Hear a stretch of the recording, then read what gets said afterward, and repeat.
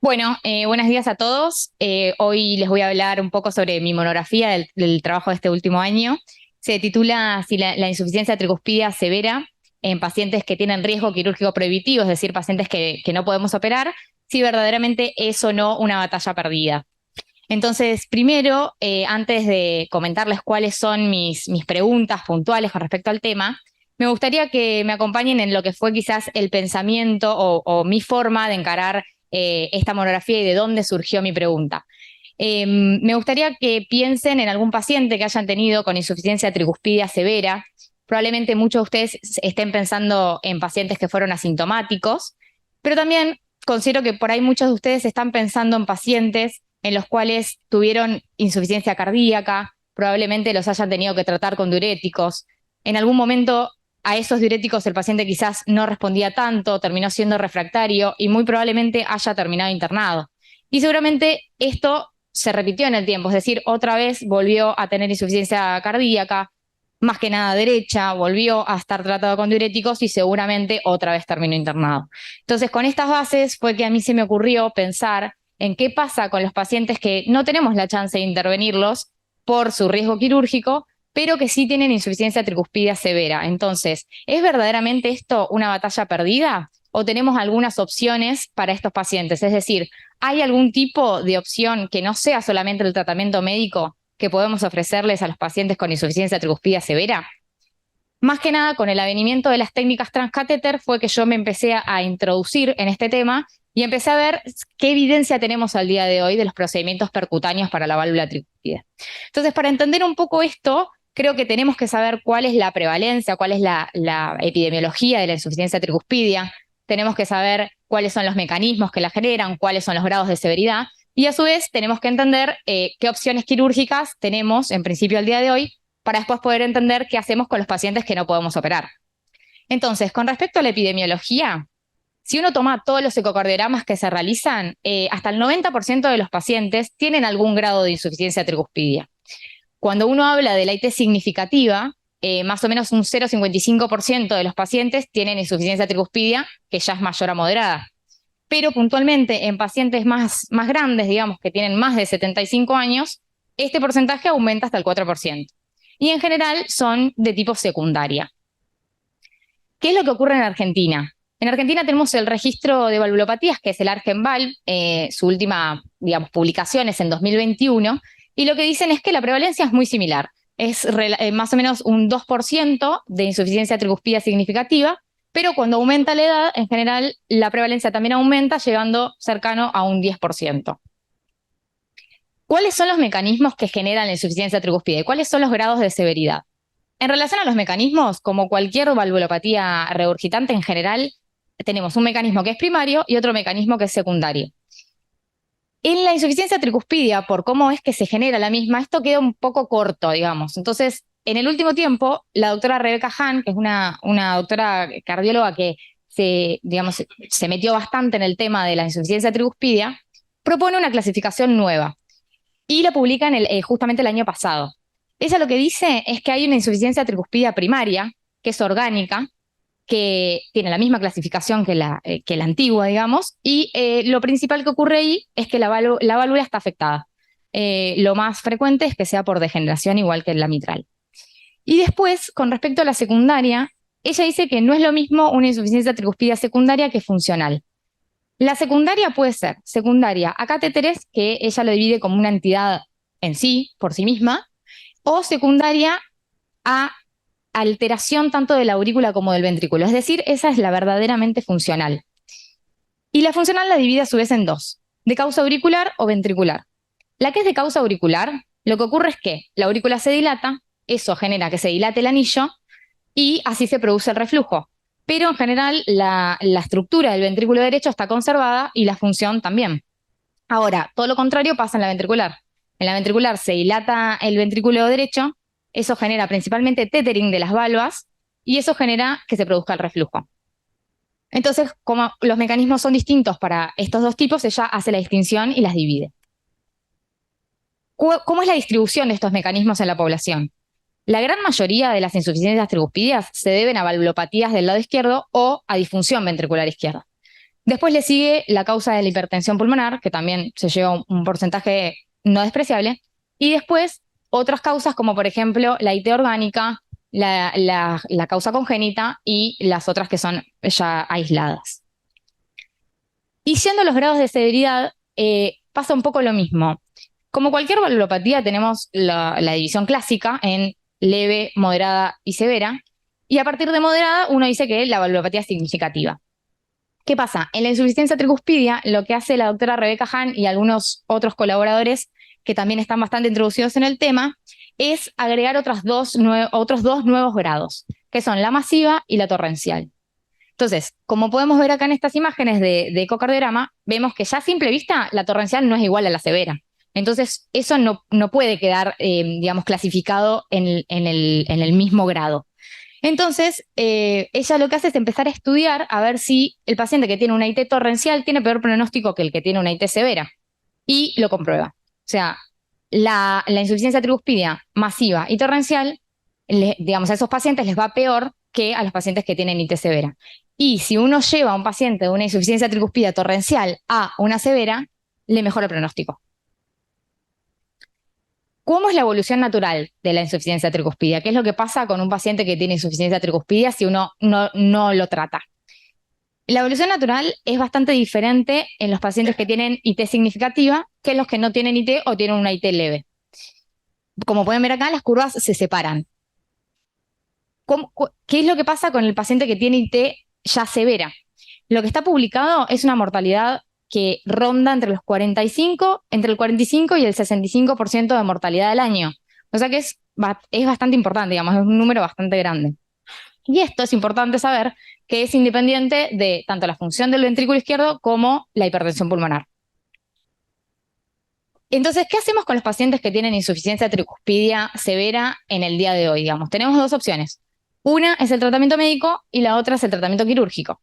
Y dentro del tratamiento médico, básicamente lo que hacemos es disminuir los síntomas de insuficiencia cardíaca derecha. ¿Y cómo lo hacemos? Básicamente con diuréticos. No tenemos mucha otra opción. Entonces es muy fácil que llegue un momento que nos quedemos sin tratamiento para estos pacientes. En ese caso, tenemos la opción del tratamiento quirúrgico. Dentro de las indicaciones de cuándo tenemos que operar una insuficiencia tricuspidia, básicamente lo que tiene más evidencia y tiene una recomendación más fuerte es intervenirlas cuando se asocian a una valvulopatía del lado izquierdo. Es decir, si yo tengo que operar a mi paciente por indicación de alguna afección del lado izquierdo, si el paciente tiene una insuficiencia tricuspidia severa asociada, lo opero. Y si es leve o moderada, pero el anillo está dilatado, también lo opero porque también tiene evidencia de que les va mejor. Con respecto a las otras indicaciones, la verdad que hay menos evidencia. Y justamente cuando uno ya, la enfermedad avanza y uno tiene una insuficiencia tricuspidia que genera disfunción del ventrículo derecho o que genera hipertensión pulmonar severa o que está asociada a alguna de estas dos condiciones, ya estaría hasta contraindicado operarla porque uno sabe que achicar el diámetro, digamos, de la válvula generaría que el ventrículo derecho colapse y eso obviamente es de peor pronóstico. ¿Y qué hacemos cuando los operamos? ¿Elegimos reemplazo o elegimos la reparación de la válvula? En general, elegimos la reparación de la válvula, conservamos la válvula nativa y de alguna forma, mediante una plástica, se repara o el anillo o la misma válvula. Y tanto los últimos estudios que hay en este tema en relación al campo quirúrgico, todos evidencian que les va mejor a los pacientes que uno les reemplaza su propia válvula, ¿no? ¿Y qué pasa cuando tenemos un paciente con insuficiencia tricuspidia aislada? Es decir, que no tenga otra valvulopatía concomitante. Al no tener otra valvulopatía concomitante, la insuficiencia tricuspidia cursa un periodo asintomático muy largo. Entonces, eso genera que igual el ventrículo derecho se sobrecargue, igual se genere hipertensión pulmonar y el paciente llegue quizás muy pasado a la cirugía. Es decir, que cuando haga síntomas ya esté bastante pasado.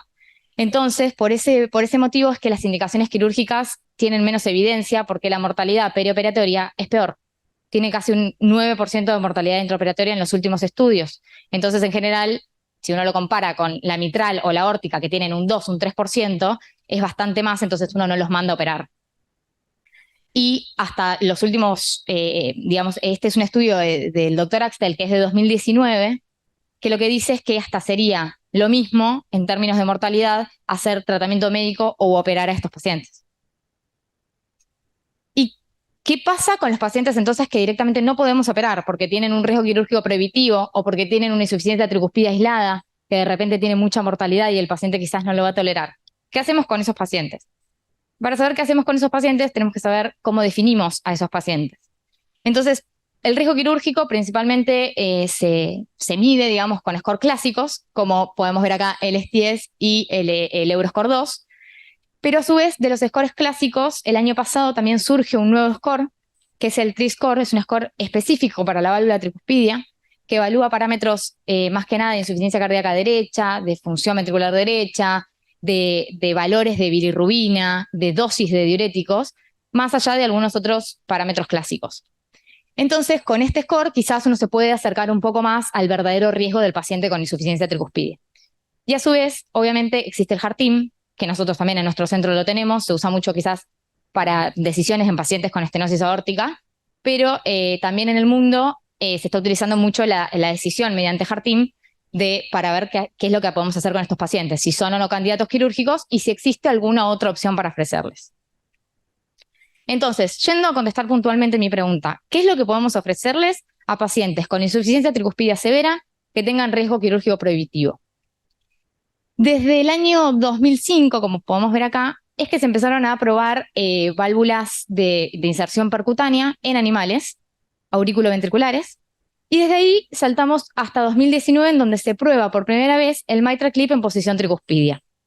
Después de eso, empezaron otro tipo de técnicas, la técnica de la reparación del anillo de forma percutánea, la técnica, en realidad la técnica de reparación borde a borde, que en su momento era con el MitraClip, y reemplazos valvulares de forma transcatéter. Y llegando al día de hoy, ¿qué son las opciones que tenemos hoy? Hoy tenemos la opción de reparar la válvula mediante la inserción de un clip, que eso se llama reparación borde a borde de la válvula tricúspide en este caso, reparar el anillo, hacer una anuloplastia de una forma transcatéter, o hacer un reemplazo valvular, que puede ser ortotópico o puede ser heterotópico. Y después tenemos la opción de hacer un valve-in-valve o de hacer un valve-in-ring de forma percutánea en pacientes que ya estuvieron intervenidos. Este es un gráfico de tortas que nos muestra qué dispositivos son los que más se estuvieron utilizando hasta el 2019, que Taramaso hace una especie de revisión del Tribal Registry, que es un registro justamente de los procedimientos transcatéter de la válvula tricúspide, y nos cuenta que lo que más se está utilizando es la reparación borde a borde, en este caso mediante la técnica de MitraClip. Después, el reemplazo heterotópico mediante la técnica de Cavi, que ahora lo vamos a explicar, y la reparación del anillo. La reparación del anillo se utilizaba un dispositivo que se llama Trialink o el TriCinch, que ahora ya no están disponibles, y lo que queda disponible es el Cardioband. Por eso es que yo ahora les voy a empezar a explicar o a contar cuál es la experiencia que tenemos hasta el día de hoy con estas tres técnicas. Con respecto a la técnica de la reparación del anillo, lo que se hace es colocar desde la aurícula derecha un cable que está recubierto de tela de poliéster, que se coloca en relación como pueden ver acá, a la valva anterior y a la valva posterior de la tricúspide, tratando de evitar el triángulo de Koch para no lesionar el nodo B. Y los estudios que tenemos hasta este momento, este dispositivo se llama Cardioband, son varios en relación al Cardioband, pero voy a pasar a contarles quizás los más relevantes para lo que fue la aprobación del dispositivo. El primer estudio que les cuento, que es el estudio Triband, es un prospectivo multicéntrico de una sola rama. Van a ver que casi todos los estudios que hay en relación a estas terapéuticas son de una sola rama. No hay muchos estudios comparativos. Tenía 61 pacientes, eran pacientes con insuficiencia tricuspidia por lo menos moderada, que fuese sintomática, y lo siguieron en este caso por un mes. Eso es un trabajo corto que evaluaba la factibilidad y la eficacia del dispositivo. Entonces, no tenemos obviamente mortalidad porque fue a 30 días, no se murió ningún paciente, pero sí mejoraron en su clase funcional y aumentaron el puntaje de un score de Kansas, que es un score que se hace mediante una encuesta y evalúa la calidad de vida del paciente. Entonces, mejoró los síntomas y mejoró la calidad de vida. Y a su vez, redujo la insuficiencia tricuspidia a moderado menor en un porcentaje aceptable de pacientes. Y después un estudio que viene un poco a continuar este estudio, que es el TRI-REPAIR, involucra a pacientes con las mismas características que les conté, pero sí los sigue por 2 años. Entonces, lo que sí tenemos acá es datos de mortalidad. Ellos dicen que la mortalidad es de un 26,7%, que si uno lo compara con la mortalidad que tiene de por sí la insuficiencia tricuspida severa, es bastante menor. Les había contado entre un 50% aproximadamente, como para hacer un redondeo. Y también lo que hace es mejorar los síntomas de insuficiencia cardíaca y mejorar la calidad de vida expresada según los pacientes mismos como una encuesta de calidad de vida. Y con respecto a las curvas de sobrevida, acá expresan la mortalidad, que es más o menos lo que les comenté, pero cuando uno agrega las internaciones por insuficiencia cardíaca, ahí el estudio pierde quizás un poquito de poder, porque los resultados no les da no son tan alentadores. ¿Y cuáles son los predictores de fracaso de que, bueno, justamente no funcione la reparación del anillo? Cuando tiene un anillo muy grande, por más de colocar un cardioband que achica el anillo, igualmente probablemente el anillo siga siendo grande, entonces sigue habiendo regurgitación. Eso es un predictor de fracaso. Después que hace un tethering severo de las valvas, digamos, el mecanismo pasa por otro lado, entonces reparando el anillo uno no mejora tanto la insuficiencia trigúspide. Y otra cosa importante es que haya hipertensión pulmonar severa, predictor de fracaso también, y que el anillo esté muy cerca de la coronaria derecha, porque justamente una de las complicaciones que puede ocurrir es que se lesione la coronaria derecha por la relación que tiene con el anillo. ¿Qué pasa con la reparación borde a borde de la válvula tricuspide? En este terreno, obviamente se comenzó con el mitral clip en posición tricuspide, así que hay varios trabajos en relación a eso, y después se creó un dispositivo especial para la válvula tricuspide, que es el TriClip. Acá podemos ver el mitral clip, acá podemos ver el TriClip, y este es otro dispositivo que se llama Pascal, que también está, digamos, en desarrollo. El TriClip tiene las patitas un poquito más largas, que básicamente lo que hacen es que se adapte mejor a la válvula, a la anatomía de la válvula tricúspide. Se coloca también desde la aurícula derecha y lo que se hace es, digamos, enganchar a dos de las válvulas, en general es la anterior y la septal, y muchas veces se usa más de un clip para reducir la insuficiencia tricúspide de forma significativa. Con respecto a este mecanismo, digamos, a este método, uno de los estudios bastante grandes que fue con la utilización de mitral clip, es un estudio publicado por Mer en 2019, que lo que nos cuenta es que lo que hace es seguir a 250 pacientes casi, con insuficiencia tricuspide al menos moderada que fuese sintomática, y con un riesgo ya quirúrgico alto o prohibitivo directamente. Lo sigue por un año y lo que nos dice es que la mortalidad fue del 20%, o sea, menor a lo que veíamos también en la reparación del anillo, y también se redujo la insuficiencia tricuspide de forma significativa y mejoró la clase funcional de los pacientes. Y este estudio, por ahí les suena un poco más, es el TriLuminate, es un estudio que se publicó en 2019, en 2021, que lo que nos dice es incluye a los mismos pacientes que estábamos incluyendo antes, pero ahora sí con el dispositivo TriClip. En este punto, a los pacientes los siguen por un año y lo que se evidencia es que la mortalidad les da un 7,1%, o sea, muchísimo menor a la mortalidad que se había evidenciado con el mitral clip y con la reparación del anillo, y ni hablar en relación a lo que es la evolución natural de la IT severa. Después, la insuficiencia tricuspidia se reduce a moderado o menor en un porcentaje significativo que en general es bastante parecido con todas las técnicas, mejora la clase funcional, mejora el puntaje de Kansas, que es el puntaje de calidad de vida, y aumenta hasta 20 puntos, que es un aumento bastante considerable, y la tasa de hospitalizaciones se reduce un 40%. Es un estudio que la verdad que a ellos les da bastante positivo.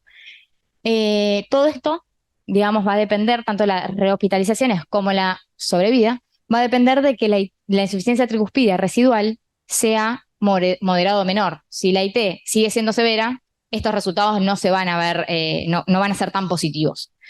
Y algo muy importante de lo que habla este estudio, que es el primer estudio que lo demuestra, es que mejora los parámetros del ventrículo derecho. Aumenta el valor del TAPSE, disminuye el diámetro de fin de diástole del ventrículo derecho y disminuye el diámetro de la aurícula. Entonces, eso hace pensar que puede llegar a existir el remodelado reverso del ventrículo derecho posterior a una intervención transcatéter de la válvula tricúspide.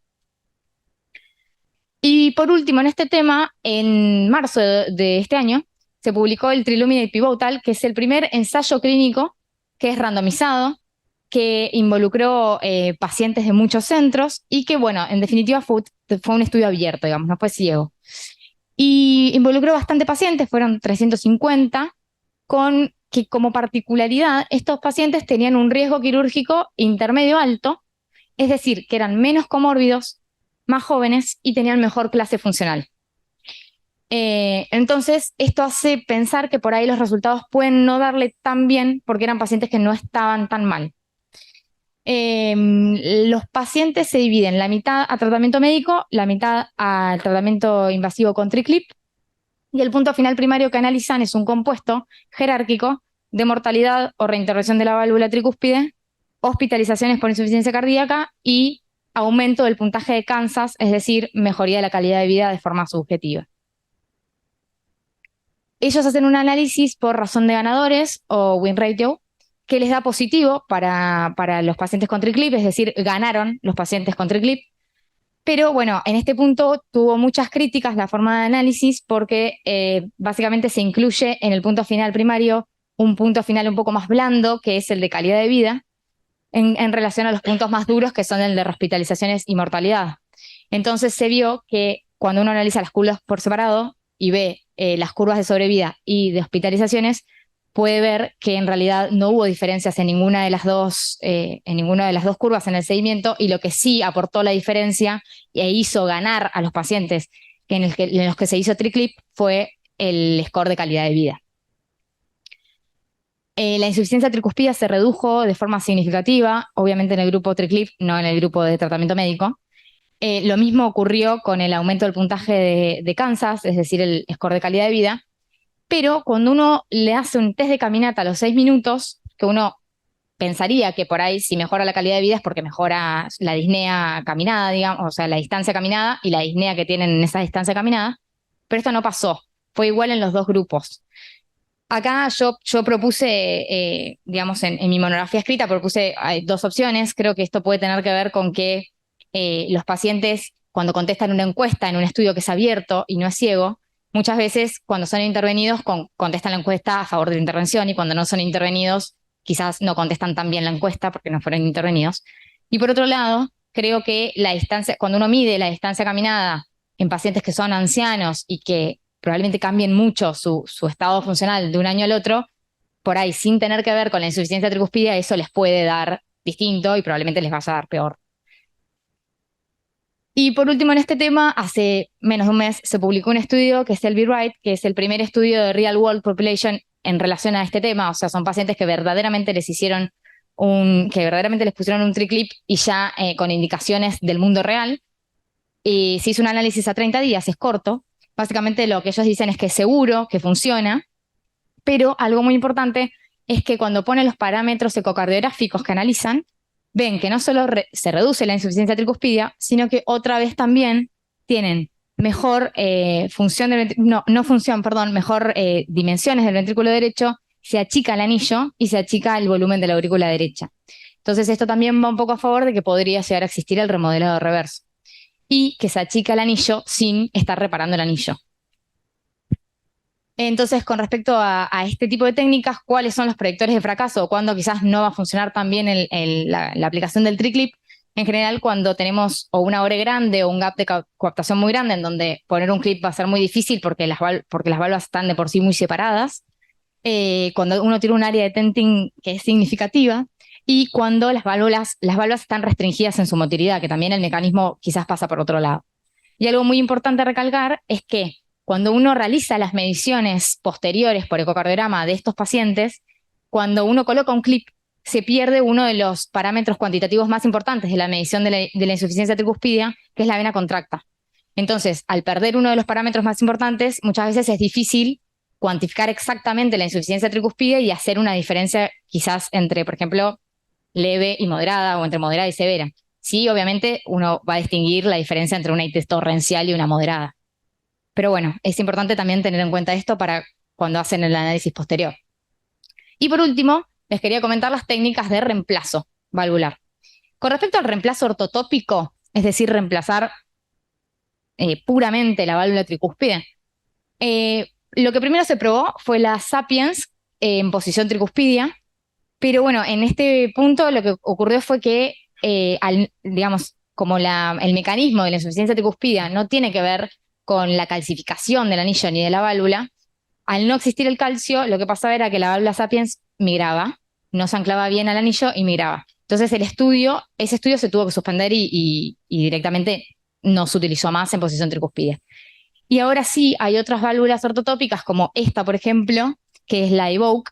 Después está la válvula Navigate, la Lux, que se pone por vía transapical. O sea, hay varias que se están probando, pero todavía no se están usando tanto. Por eso fue que yo elegí dejarla por ahora con un signo de pregunta y sí comentarles un poco qué es lo que está pasando con las válvulas heterotópicas.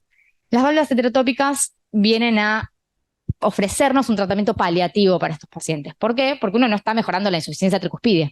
Uno lo que está haciendo es paliar los síntomas de insuficiencia cardíaca derecha.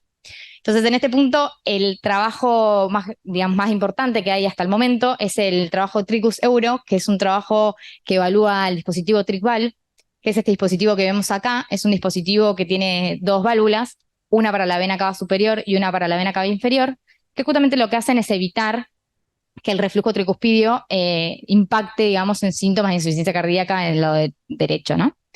Este estudio fue también multicéntrico, fueron 35 pacientes, se lo siguió por ahora a 6 meses, había un estudio a 30 días y ahora se publicó el de 6 meses, y lo que se vio fue que el procedimiento fue exitoso, que mejoraron los síntomas tanto por mejoría de la clase funcional como por mejoría del score de Kansas también, pero lo que sí se vio es que tuvieron sangrado mayor los pacientes. Y esto es una complicación frecuente porque estas válvulas se anticoagulan por ahora. Y con respecto al uso de diuréticos, el peso, el BNP, todos descendieron, pero lo único que fue estadísticamente significativo fue el uso de diuréticos. Ahora hay ongoing un trabajo que se llama TRICAV, que es otro randomizado, este va a ser uno de los pocos randomizados que se agregan, entre este dispositivo y el tratamiento médico óptimo. Así que veremos cómo les dan los resultados. Y en este punto es donde tenemos experiencia quizás en nuestro centro. Se hizo, digamos, una experiencia de forma justamente experimental en la sala de San Justo, en donde participó el servicio de hemodinamia y el servicio de cirugía cardiovascular, justamente con TricValve. Así que yo creo que todo esto no es simplemente el futuro, yo creo que ya está empezando quizás a ser el presente. Entonces, como para ir terminando, les dejo un algoritmo que creo que en algún momento podremos llegar a utilizar con respecto a cómo seleccionamos cada terapia transcatéter y para qué pacientes es mejor una y para cuáles es mejor otra. Siempre por ahora hablando de riesgo quirúrgico prohibitivo. Y entonces en pacientes que tienen insuficiencia tricuspidea severa, que es sintomática, pero que de repente tienen, digamos, esta IT secundaria y de repente tienen una enfermedad que está avanzada y que uno planea hacer un tratamiento paliativo, por ahora tenemos evidencia con el dispositivo TricValve. Si la enfermedad no está tan avanzada, podemos quizás reparar la válvula o reemplazarla. Ahí es importante saber qué gap de coaptación tienen las valvas para saber si podemos hacer o no una intervención de borde a borde. Y lo otro importante es saber si hay o no hay mucho tethering en relación a saber si podemos o no hacer una neuroplastia. Si esto no ocurre, podemos hacer tanto un triclip como la reparación del anillo, pero si esto sí ocurre, hay que directamente reemplazar la válvula por vía transcatéter. ¿Y qué pasa cuando es primaria? Si la IT primaria es por prolapso, se puede colocar también un clip, pero ya si es por perforación de la valva o por restricción de la motilidad, muchas veces hay que reemplazarla. Y otra cosa muy importante es saber que la insuficiencia tricuspidea secundaria de dispositivos no es una contraindicación para procedimientos transcatéter, se puede hacer siempre y cuando uno trate primero de ajustar el catéter para tratar de que produzca la menor insuficiencia tricuspidea posible.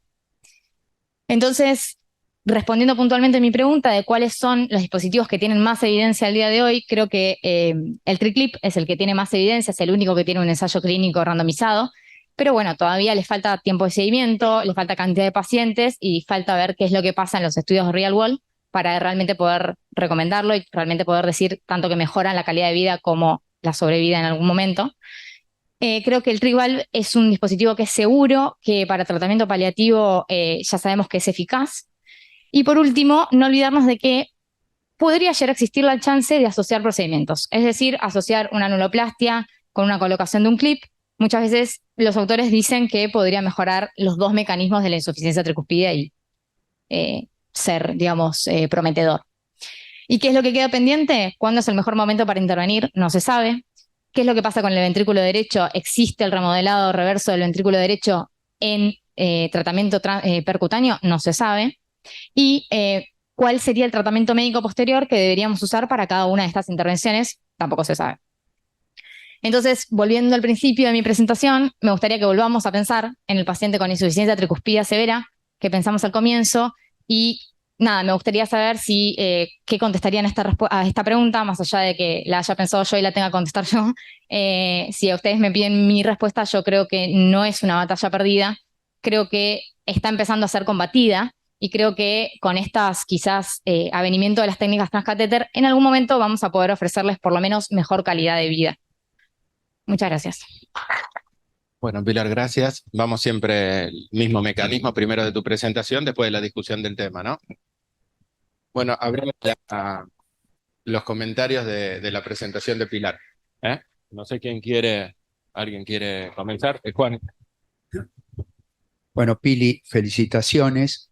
Gracias. Me parece que fuiste muy clara, muy segura y realmente cubriste todas las opciones.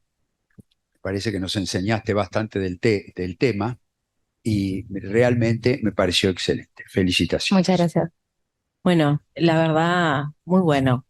Uno es difícil cuando tiene evidencia y que todavía es muy preliminar y son estudios aislados. Cuando empezaste a decir que querías hacer esta monografía, yo digo, la verdad, vamos a tener que rascar porque no hay mucha evidencia. Estábamos recién armando nuestro primer estudio experimental.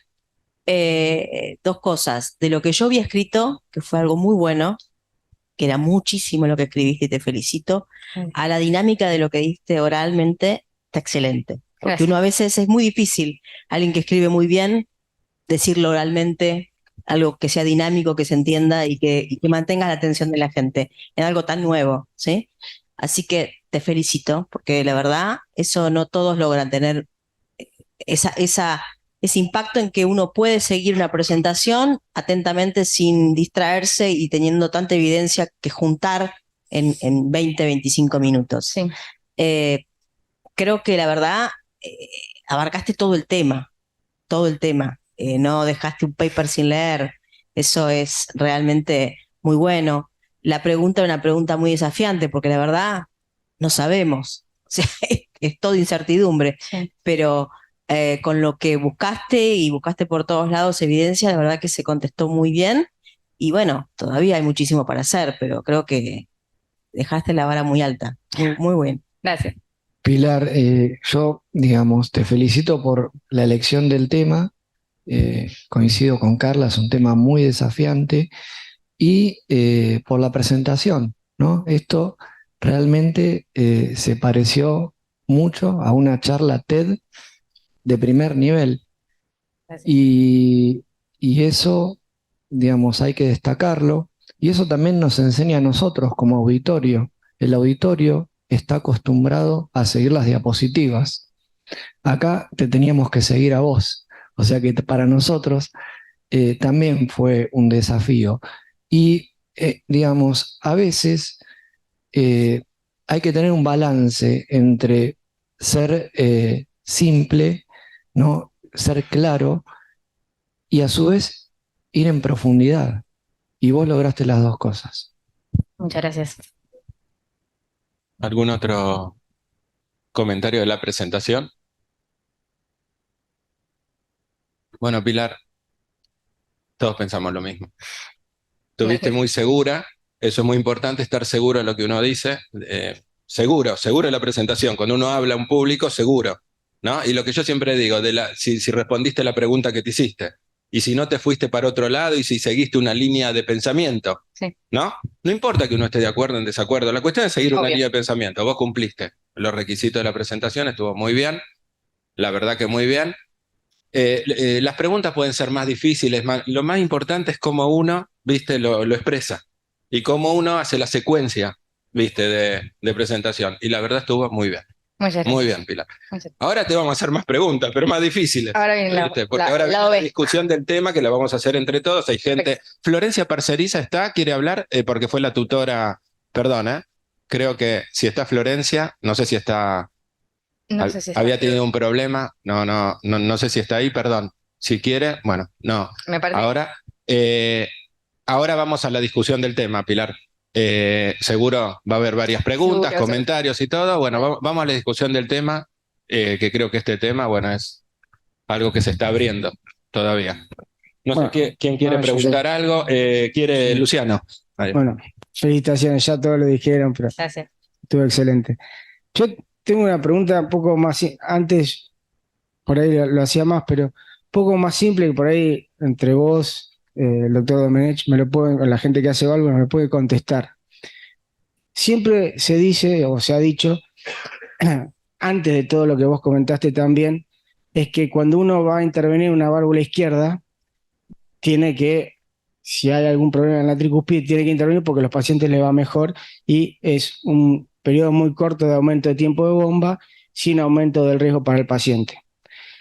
Lo que nunca entendí, por qué estos pacientes tienen tanto riesgo o les va tan mal cuando uno va a intervenir solo la tricúspide y cuando uno interviene una válvula más, cuando entra por la izquierda, ¿no será que vamos tarde Sí, a intervenir esos pacientes sí. y estamos seleccionando mal a esos pacientes y quizá si lo hiciéramos más temprano no les iría tan mal y el riesgo bajaría o se equipararía con cuando intervenimos una válvula izquierda? Digo, antes de pensar en estos recursos que son muy válidos, pero estamos hablando de un paciente que ya está pasado para otra cosa. Exacto. Que Sí, lo que pasa con la insuficiencia tricuspide aislada, que también es como una entidad aparte y también, bueno, en mi monografía escrita pongo quizás un poco más sobre eso.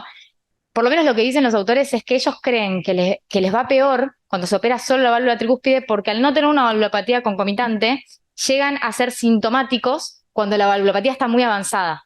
Entonces eso hace que tengan disfunción del ventrículo derecho, que tengan hipertensión pulmonar, entonces, digamos, la comorbilidad del paciente es mayor, entonces en la cirugía les va peor. Y además de eso, no hay tanta experiencia como sí la hay en la cirugía concomitante. Entonces eso también por ahí puede agregar a que la mortalidad no sea más alta. Lucho, retomando no sé si pregunta, tu razonamiento. La verdad, no te puedo contestar con seguridad. Yo pienso lo siguiente: la arquitectura del ventrículo derecho es totalmente distinta, esto lo sabe todo el mundo, de la del ventrículo izquierdo. Y el régimen de presiones de las cavidades derechas y pulmonar y la poscarga y todo no tienen nada que ver. Pero sin embargo nosotros extrapolamos muchos conceptos y extrapolamos muchos razonamientos que aprendimos a muchos años de intervenir las válvulas izquierdas. Tenemos una tendencia a traspolarlo a la tricúspide. A mí me parece que tenemos que aprender mucho.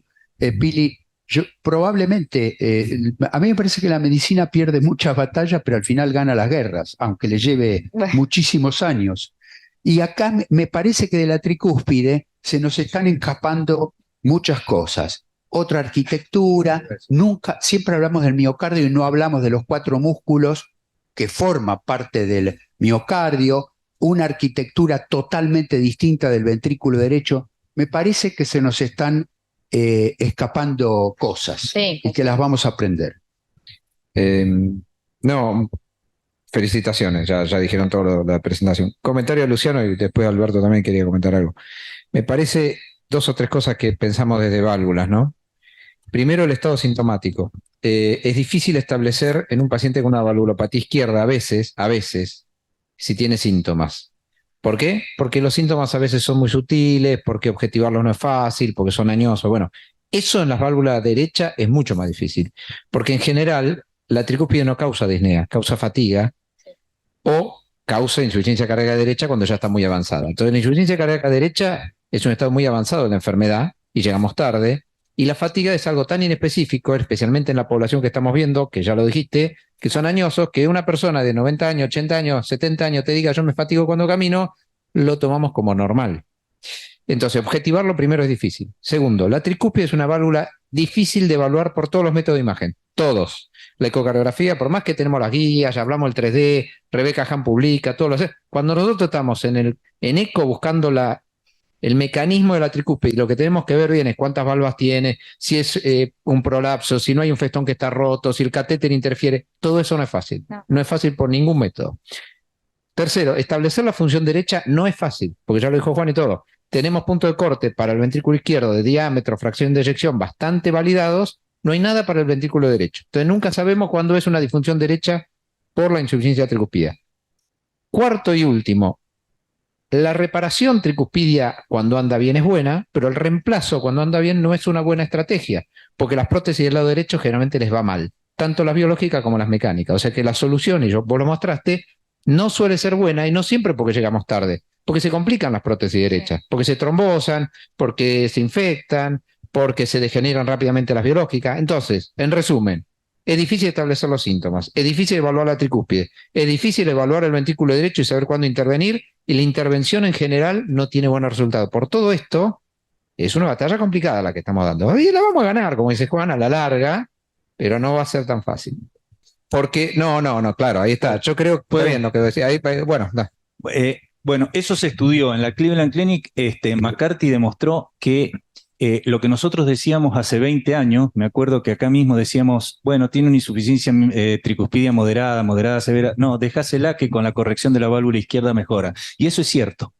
Eso es cierto, mejora al menos un punto, pero en el 51% de los pacientes. En el 49% restante, y eso es lo grave, no mejoran. Y entonces le dejamos una valvulopatía, al menos moderada, que después ir a repararla o a reemplazarla, en el registro de STS tiene la mortalidad más alta del registro de STS, que es el 25%.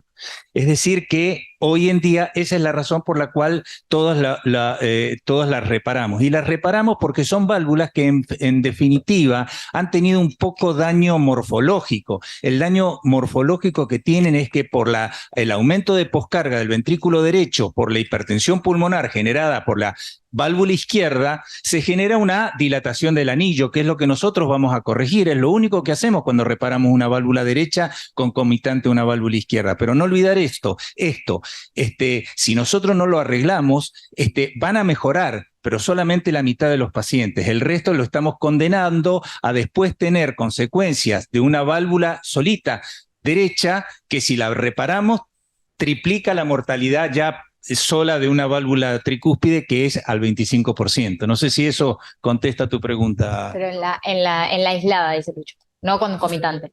No, yo te entendí, no. ¿Por qué aumenta por qué tiene alta mortalidad? Son de los mismos pacientes. Nosotros en el FALOT, por ejemplo, para otras cosas, para la insuficiencia pulmonar, quizá comparto que es muy difícil determinar cuándo un paciente va a tener síntomas, pero nosotros tenemos volúmenes medidos por resonancia en los cuales se cree o según se actúa, si el paciente llega a X volumen de fin de sístole, de fin de diástole, no esperamos los síntomas. ¿Por qué? Porque creemos que el remodelado uno va a alcanzar que el remodelado mejore y todo eso, y usamos volumen porque justamente esperar los síntomas es esperar mucho y ir tarde. Pero yo no estoy juzgando mal que uno cuando interviene a la izquierda, al contrario, yo estoy diciendo, ¿no será que hay que estudiar un poquito más algún parámetro que nos permita determinar si estos pacientes se veían beneficiados antes? Sí, no esperar los síntomas, porque si uno espera los síntomas, generalmente son pacientes añosos, muy comórbidos, y les va mal, claramente. Sí, lo único que tenemos de volúmenes es los volúmenes normales, y cuando no son normales decimos que están aumentados, pero no hay ninguna evidencia de cuál es el punto de corte de volumen para intervenir a tricúspide, no hay. Porque sí lo hay yo estoy de acuerdo, y todos lo sabemos que hacemos resonancia, que hay un punto de corte para el FALOT, para la insuficiencia pulmonar. Por eso para tricúspide no hay. Y sí, es una deuda. La tricúspide fue la válvula olvidada hasta hace 5, 6, 10 años. No es lo mismo operar de entrada a un paciente que está haciendo una cirugía de izquierda y resolver la válvula mitral, la tricúspide, que muchos años después de haber evolucionado la patología izquierda termina con una evolutividad de la tricúspide porque todo el paciente está peor. Es incomparable una cosa con la otra. Pili, estuviste realmente muy bien. Gracias. Y yo te quería hacer una pregunta con respecto a que yo no conozco bien la información. Si uno dijera qué pacientes están sujetos a la posible resolución del problema tricúspide, yo me imagino básicamente 3 situaciones clínicas. Los pacientes que tienen una patología izquierda, que no se resolvió en la cirugía, la tricúspide, o que evolucionó después de haber resuelto el problema izquierdo, sería un grupo de pacientes. Sí.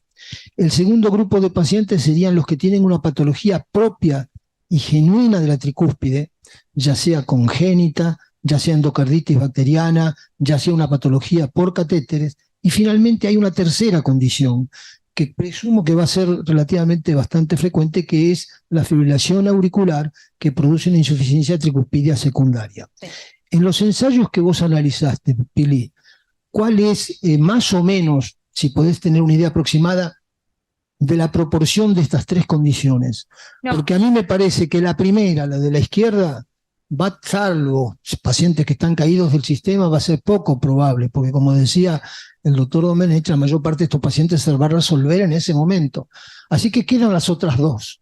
Y en las otras dos, la endocarditis, la perforación, la agresión tremenda sobre la tricúspide es menos factible, de manera que en una de esas, la última condición, que es la asociada con la fibrilación, termina transformándose en una condición relativamente más frecuente. ¿Qué información tenés ahí? Aislada.